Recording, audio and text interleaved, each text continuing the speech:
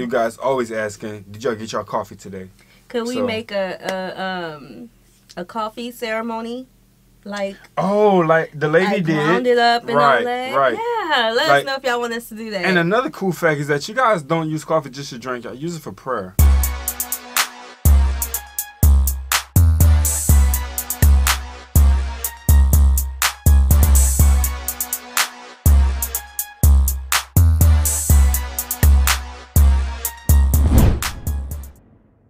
What's good, y'all? It's the Demouchets React, and we're back with another video. Who we got today, C? Today we're back with another American reaction. Yes. Super excited about this video, guys. If you're new to us and we're new to you, make sure you scroll down, hit that subscribe button, and turn on the post notification bell because we're on the road to 100K. And we cannot get there without you guys, all right? Join the family. Without further ado, let's get into the video. Let's go. I'm working on the scripts for the next few episodes, which means this is a filler week. Oh, by the way, yeah, you can get a Geography Now mug or Geography Now shirts at geographynow.com. Anyway, so as you know, people on Patreon get to vote for the next filler week for administrative division videos, and the rule is we have to switch up the continents. This time it's back to Africa. I asked you guys to vote from some of the top selections, and you guys voted for Ethiopia. Remember the Ethiopia episode? It was really great. I really wanted Samri to be in this video, but she couldn't make it, but she sent you guys a little message. Hi everyone, thank you so much for voting for Ethiopia this week. Sorry that I can't be with you in this video, but I hope that you get a lot of information and learn a little bit more about this amazing country. Thank you! Thank you, Samri. Now, I had the very fortunate experience to actually go to Ethiopia last year with Caleb. We had a layover in Addis Ababa. I met up with Abdul, one of our subscribers. Really awesome guy. I actually reached out to Abdul to see if he'd like to be in this video. He said yes. Abdul, say hi. Hello, this is Abdullahi from Ethiopia, land of origins. I met Caleb and Paul last year while they were visiting Ethiopia. Thanks, Abdul. For those who don't know, Ethiopia kind of has like a very reputable position in the African continent. It was never fully colonized, like the Italians took a stab at it for like 5 years, but it didn't really work out. Fascinating place, both in the city and the countryside. And what's even more... and again, people don't really know that. I remember I was riding with one of my Ubers, and they was bringing me to a location. And I was just talking about Africa, highlighting locations, and I mentioned to them about Ethiopia not being colonized, and they were like, what? Right, they didn't know. They didn't have no clue. Yeah, because when we're taught, it's what they want us to know in school. So it's up to ourselves here in America to learn the real truth of everywhere. Yeah. You know, because when we're referencing Africa, they don't reference it per country. They reference it for the continent. Yeah.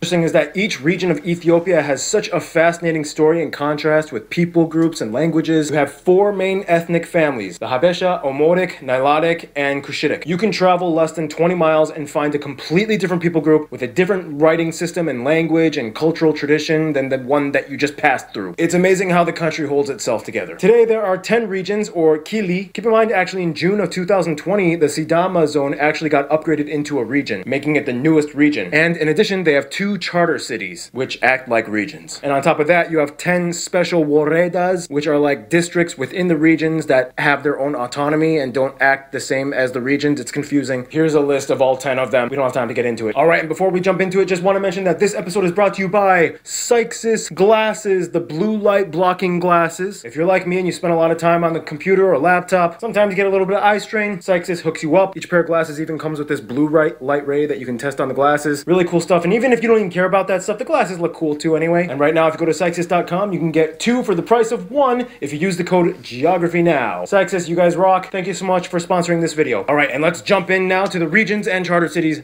Go. The first one, Addis Ababa, the national capital of Ethiopia. Abdul, take it away. Addis Ababa is definitely a unique city. It's often referred to as the political capital of Africa for its historic and diplomatic significance. I mean, the UN Economic Commission for Africa and the African Union headquarters are located here. It is a very fast-growing city with skyscrapers popping up everywhere, and it's a bustling city with random horses in the street as well as coffee stalls everywhere. Remember, coffee did originally come from Ethiopia, and in 2015 we built our first light rail system, and overall Addis Ababa is the gateway and hub to Ethiopia, both domestically and internationally. Afar, capital Samara. Okay, so basically, if you look at Africa from space, you'll notice that there's like a deep triangle-shaped valley that juts into the East Horn side of Africa. Well, that area is known as the Afar Triangle. It is basically the beginning of the Great African Rift that cuts all the way through the eastern part of Africa. It's a volcanic area with lots of geothermal activity. It's hot, it's dry, it even has the hottest place on Earth. Lots of really cool looking salt flats. And it is primarily inhabited by the Afar people, whom can also be found in Eritrea and Djibouti. The Afar people are a Cushitic group related to the Somalis, and historically they're kind of like the gatekeepers between the Red Sea and the Gulf of Aden. They're predominantly Muslim, they're divided into clans, and traditionally they were livestock herders. Often you can see men with the curved gile knife. But yeah, long story short, they're kind of like the volcanic livestock people. Amhara, capital Bahir Dar. This is a heavily influential region. It is the second most populous region with about 20 million people and predominantly inhabited by the Amhara people at about 90%. They speak Amhara, which is the official working language of Ethiopia. It's on the So, this is interesting because we only hear like of tourism areas going to Addis Ababa. What's it called? Addis Ababa. The capital. Going to the capital. So I really wonder, like we've heard like, you know, contrasting views on tourism in Ethiopia. Some people say it's really safe, just stay in the capital. But like if it's the second populous place, like what are those like tourism spots at? Like is it, you know, just let us know about that. Yeah, that's a good one. Hey, put that in the comment section because I'm interested in that one. That was a good question. Ethiopia. This right here on my shirt is the Amharic script. It's actually a syllabary or abugida of about 300 characters, and it is one of the only few indigenous African writing systems. And it is a Semitic language, so it is related to Hebrew and Arabic. And the interesting thing about the Amhara, along with their cousins like the Tigre and Tigrinya people, have a unique ethnic background because they are basically what you get when you mix in Semitic peoples with black Africans, and then you get a whole new people group called the Habesha. Habeshas are widely known throughout the entire African continent, and they have their distinct Habesha look. The Habesha have a long history that dates back to the kingdoms and empires from millennia ago. Their royal family claims to be descended from King Solomon in the Bible. Culturally, the Ethiopian Orthodox Church plays a huge role in Amharic households. In fact, Christian faith in Ethiopia actually predates Europe. They have some of the most picturesque landscapes here. The Simeon Mountains. They have the tallest mountain in Ethiopia. They have the largest lake in Ethiopia, Lake Tana. So yeah, Semitic-based Habesha Orthodox Empire culture. That's Amhara. Benishangul Gamuz, probably butchered that. Capital Asosa, named after the two people groups that live here, even though collectively they only make up about a third of the population. The Berta or Benishangul and the Gomuz. Both are Nilo-Saharan people groups. Basically, these people have ties to the historical civilizations along the South Nile Basin, hence Nilo or Nilotic. It dates all the way back to ancient Nubia, which had ties to ancient Egypt. As an outlier area, they've kind of struggled a little bit more with infrastructure development. Due to the proximity with Sudan, Arabic is more commonly spoken here, and Islam is the predominant religion. However, it is often synchronized with traditional customs. Let's see what I have here. Like the Neri or Gefea, which are kind of like shaman in charge of healing rituals or spiritual issues. And as for the Gomuz people, they are heavy sorghum cultivators and occasional hunters. They used to be known for doing ritual scarification, but that tradition kind of died out in the past few decades. Yeah, rural, outskirt, sometimes Arabic-speaking farmer people. And now, Abdul? Dredo, the second largest city, meaning where Dir hits the spear into the ground. Dir refers to the largest, most prominent Somali clan, even though Somalis are only the second highest ethnic group. The city was actually kind of constructed solely for the purpose of extending the Djibouti-Addis Ababa railway line.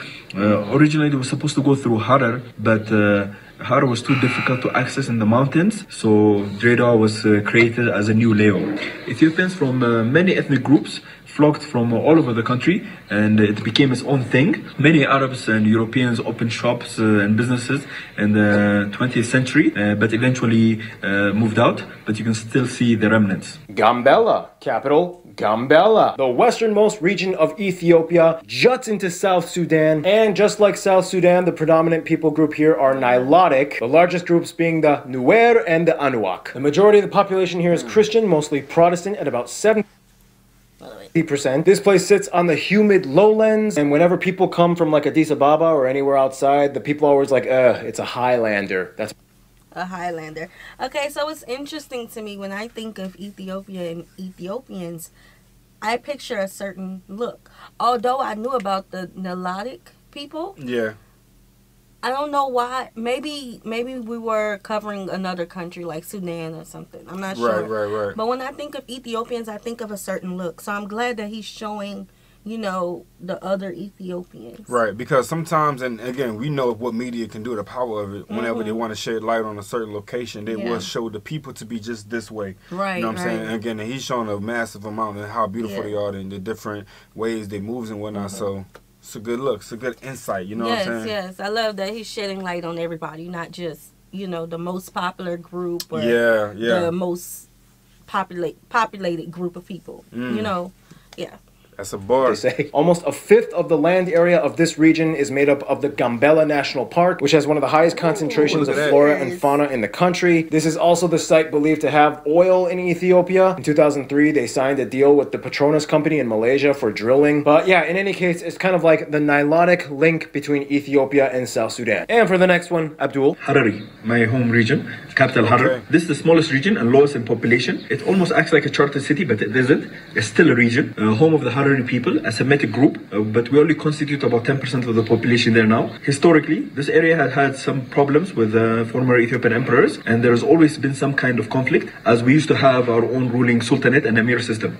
Christians and Muslims are about equal in population, but Islamic culture is very noticeable. Harar is considered the fourth holiest city in Islam, in Ethiopia. There are 82 mosques, 10 of which date back to the 10th century and over 100 shrines. As a trade city, there's a strong Arabic influence in the Harari people. You still see Arabic architecture, and at one time the language was written in Arabic, and our language is very similar to Swahili. The main city of Harar is famous for being fortified by Jagol, a defensive wall that is registered as a UNESCO heritage site. And finally, Harar is also famous for a long-standing tradition of feeding hyenas. So the people in Harar have kind of developed a unique symbiotic trust. Look at that, man. Oh, and I would be interested.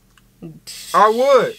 There's some fascinating animals, bro. You gonna have to FaceTime me, baby. I'm not going nowhere near. They was some beasts for real. Look at them thing. They different, man. They running packs and y'all know how hyenas do. But they feed them. Look, they're so close. They're so close. Can't knock that. Look at that. So close. Relationship between themselves and the hyenas. And at night time, the hyenas come and are fed raw meat. But this has turned into a show for tourists in recent times. By the way, this is what a traditional Harari room looks like. It's called Gegar. Oromia. Addis Ababa, the capital of the country, also acts as the capital of Oromia. Spread throughout much of the south, west, and central part of the country, it is the largest in land area and the largest in population. It is also the most populous subnational entity in all of Africa. The Oromo people within themselves are the largest ethnic group inside of Ethiopia, taking up about a quarter of the entire population. When Caleb and I were in Ethiopia, we had the pleasure to actually check out this area too. We went to Adama, which sits right on the East African Rift, so many of the rivers and lakes have geothermal activity. We were lucky enough to jump into a natural hot spring where wild monkeys crawled around stealing food. We visited a friend's house who was from the gwara tribe. He had a traditional gojo house in his backyard. Inside you could see the living units. It was really cool. I put all of this on my Instagram highlights. You could check it out if you want. The Oromo language is a Cushitic language related to Somali. It is written in the Latin alphabet, so you'll see that a lot on the street signs. Oromia has a ton of resources, you know, gold, agriculture, minerals, cattle, chat. Yeah, oh my, Ethiopians love chat. You'll see like chat. What is chat? Is chat like another way of saying coffee? Like another grain that you break down for coffee, maybe? I don't know. I'm not even going to Google it. I'm sure he's going to tell us. Let's Google it. We're going to take a moment and Google CKHAT in Ethiopia, which is called... It is a flowering it's like a tea. Evergreen shrub that is abused for its stimulant-like effect. Oh, it has an effect. Oh, snap. I'm going to say it. Is it like shrooms?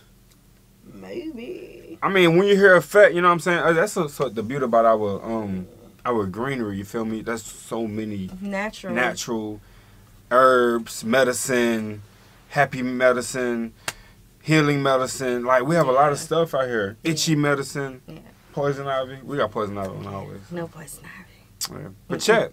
Drop in the comment section and let us know if you guys be, do y'all like chat? Like you say y'all like chat. I feel like that's asking them, do they like, it just sounds bad. I know. Well, you know, I mean, but he started it. He did. Thank you. Saved by the bell. He said, y'all are like addicted to this stuff. So whatever it is, it must be really And now great. It don't sound so nice. It don't sound nice at all. But I mean, it must have something that's beneficial. What y'all like about chat? Thank you. Let's start there. We're going to start there. Ethiopia. Holy crap. They are addicted to that stuff. Sidama, capital Awasa. Now remember, this is the newest region that just joined in June of 2020. They used to be part of the Southern Nations, Nationalities, and Peoples region, but like with a landslide 98.5 in favor vote, they seceded and became a region. They got upgraded from zone to region. Predominantly inhabited by the Sidama people, whom forthwith are a Cushitic people group. Historically, they had their own kingdoms, most notably the Kefa kingdom in the 1400s. These kingdoms were ruled by what does it say? The Muchicha, which was like a king but was nominated by family and would be presented and coronated at the Fiche or Sidama New Year's ceremony. Hey, I'm learning alongside with you. Essentially, these people are kind of known for being the coffee people of Ethiopia. They alone, in their own region, make up about 28% of the entire Ethiopian coffee output. So we need like y'all best coffee techniques. Yeah. Like we can use some of that, so drop that. We definitely gonna. We be on camera a lot. You feel me? And we be up a lot. And I feel like in our lives they always asking. Yeah. I don't feel like you guys always asking. Did y'all get y'all coffee today? Could we make a coffee ceremony? Like like the lady did. Ground it up and all that. Right. Yeah. Let us know if y'all want us to do that. And another cool fact is that you guys don't use coffee just to drink. Y'all use it for prayer. Yeah. And it's so much more fascinating stuff. So. You guys have to look into that. For all our new viewers who didn't know that, now you know. Yeah, starting our mornings like Ethiopians. Ooh. Produce a lot, which was one of the key determining factors on why they wanted to become a region and they broke away. I mean, it's kind of like the Catalonia thing. It's like, we make a lot of money, we're tired of holding down the other people. I guess, the Sidama is kind of like the Catalonia of Ethiopia. Don't quote me on that. I mean, you probably will, but I mean, I'm just making very weak comparisons. Whatever. Moving on. Somali. Not to be confused with Somalia, the Somali region of Ethiopia. Capital, Jijiga. Love that word. Jijiga. So it's Somali is the same region that they've been asking us to react to. No, they've been asking us to react to Somalia.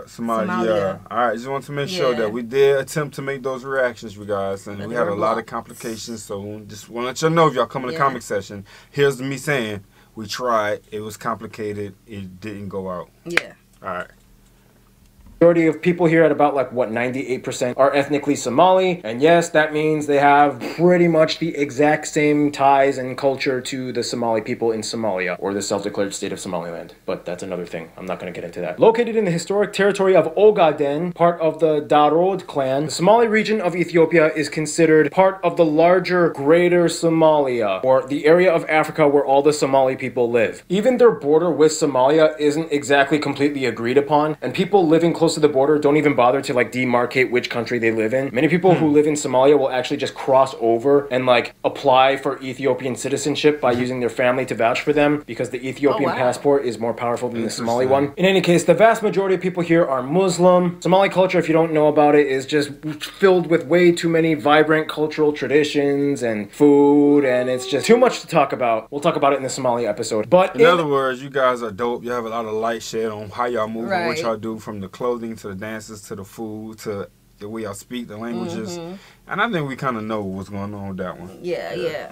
Nice culture and nice culture, yes. A nutshell, it is heavily rooted in pastoralist culture, as much of the land is arid, dry shrubland. But it's basically Ethiopian Somalia, for lack of a better term. Don't quote me on it, you will quote me. I'm ruining my life. Moving on, the Southern Nations, Nationalities, and Peoples region. That's literally what it's called. They share their capital, Awasa, with the Sidama region that just, got a new region status. They're talking about potentially maybe getting a new capital, but for right now, Awasa acts as the capital for both of them. In any case, this is the most ethnically diverse area in all of Ethiopia. Most regions in Ethiopia only have a couple ethnic groups, maybe 10 max. This one has over 50, some say over 80, depending on how you want to divide the subgroups. It is also Ethiopia's most rurally dispersed region, as about 90% of the population do not live in cities. They live on their own little plots of land in the middle of the countryside. 90%, can you believe that? Here you find the most contrasting communities with different clothing, jewelry, lifestyle, celebrations, and values, all within short distance from the next one. Prior to the breakup, the Sidama people were actually the largest group at about 20%, but now that they aren't, the new largest group is the Welaita at about 11%. Now, this is actually the largest coffee producing area in all of Ethiopia. Sidama got 28%. This place has 45% of all of Ethiopia's coffee output production. They also grow some of the largest amounts of ensete, or Abyssinian false banana, which is actually cultivated for its trunk and stems. They mash it into a paste and make it into like a little circular disc. Caleb and I actually tried it. Caleb absolutely hated it. Even Abdul and the other Ethiopians who were hanging out with, they didn't even like it. But me, trying to be like the douchey, like, I'm so cultured, like I'm all like, oh, it's good. But in reality, I didn't really like it. I have to be honest. Anyhow, this place is also known for the world-famous Omo Valley with the Omo National Park and Omo River. There are so many cultural villages. So they take the banana, they turn it, I feel like they turn it into a tortilla almost. Tortilla shell. Yeah. And they cook it down and it hardens in. Because I obviously see those biting and those, you know, crunchy looking. So I don't see... If it's a banana, it shouldn't taste that different. I mean, probably knocked out a few little flavors with the flame, but I don't think it should have been like, wow, it's so disgusting. I don't know. Visit where you can meet the native people. They also have a small piece of Lake Turkana on the border with Kenya, and they are also on the border disputed area of the Ilemi Triangle with South Sudan. Check it out if you want a diverse experience. And finally, the Tigray region. And here we go again. Abdul, take it away. Tigray, Makale. This is the northernmost region. This is a very cool one. The area is inhabited mostly by the Tigray people, and they're basically the closest cousins to the Amharas. Both mostly Orthodox, ethnically Habesha. Their languages are partially intelligible, and they even write in the same script, the Ge'ez. The Tigray region is blessed with some of the most contrasting landscape and historical landmarks. You have the upper plateau and mountains like Saramba and Ambalaje, but the most notable thing about the Tigray region is its landmarks and monuments that date back to the kingdom of Aksum around 1st century AD, distinguished by its rock-hewn architecture in which entire buildings and churches were just carved out of the rock. This was where some of the earliest Ethiopian history begins, and archaeological sites pop up more and more over time. So yeah, there you go. Those are the regions and charter cities of Ethiopia. For what it's worth, I'm so glad me and Caleb got to have the experience to go there last year. The people were so super nice. They showed us around. They were really proud of their country, and I feel like I got a great experience. So what did I miss out on? If you are Ethiopian, feel free to write in the comments anything else I forgot to mention about the regions. Teach us. And yeah, thank you so much. Hope you guys have a good one. Stay cool. Stay tuned. That's what's up. That's what's up. So that was very interesting. His videos are always jam-packed with a lot of information. Yes. And I feel like it's a great introduction to more of, you know, Ethiopian culture and its people. A lot of cool facts. Yeah. A lot of places to visit. Yeah. Interesting how they just have the whole living space in the skies like that. Yeah, in the rocks. In the rocks. That's different. That's very different. So, hey, a lot of cool things though. Yeah, so we hope you guys enjoyed this video with us. Like this video, subscribe, turn on the post notification bell. We have enabled our super thanks if you like to support the channel that way, as well as our join feature to become a VIP member of the channel. Send in your reaction requests to our description box below. We'll see you soon. Peace.